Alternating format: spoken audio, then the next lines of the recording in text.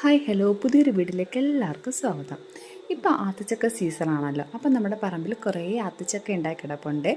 അപ്പോൾ അതൊക്കെ പറിച്ചെടുത്ത് പഴിപ്പിക്കാമെന്ന് വിചാരിച്ചു. അപ്പം ഞാനും അമ്മയും കൂടെ പറമ്പിലോട്ട് ഇറങ്ങി വിളഞ്ഞു നിന്ന് എല്ലാ ആത്തച്ചക്കയും പറിച്ചെടുക്കുകയാണേ. ഇതിൽ നിന്ന് കഴിഞ്ഞാൽ പഴുത്ത് കഴിഞ്ഞാൽ നമുക്കൊന്നും കിട്ടത്തില്ല. കാരണം കിളികളും വവ്വാലും അണ്ണാനൊക്കെ കഴിച്ചുകൊണ്ട് പോകും. കുറച്ചൊക്കെ റോഡിൽ കൂടെ പോകുന്ന ആൾക്കാരും എടുത്തിട്ട് പോകും. അപ്പോൾ അത് കാരണം ഞങ്ങളെല്ലാ ആത്തച്ചക്കയും ഞാനും അമ്മയും കൂടെ പൊട്ടിച്ചെടുത്തിട്ടുണ്ട്. അപ്പോൾ ഇതെല്ലാം നമ്മൾ വിളഞ്ഞത് നോക്കിയാണ് എടുത്തിട്ടുള്ളത്.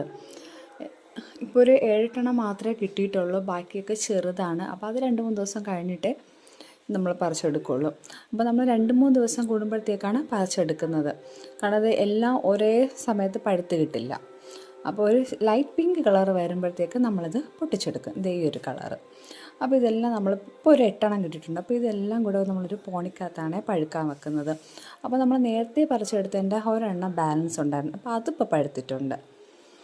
അപ്പോൾ ഇതെല്ലാം നമ്മൾ പോണിക്കകത്ത് വെച്ചിട്ട് ഒരു 2-3 ദിവസം കഴിഞ്ഞിട്ടാണ് എടുക്കുന്നത്. കാരണം ഇപ്പോൾ അത് പച്ചയായിരിക്കുന്ന സമയത്ത് നല്ല കല്ല് പോലെ ആയിരിക്കുന്നത്. പഴുക്കുന്ന സമയത്ത് നല്ല സോഫ്റ്റ്, നല്ല പഞ്ഞി പോലെയാവും.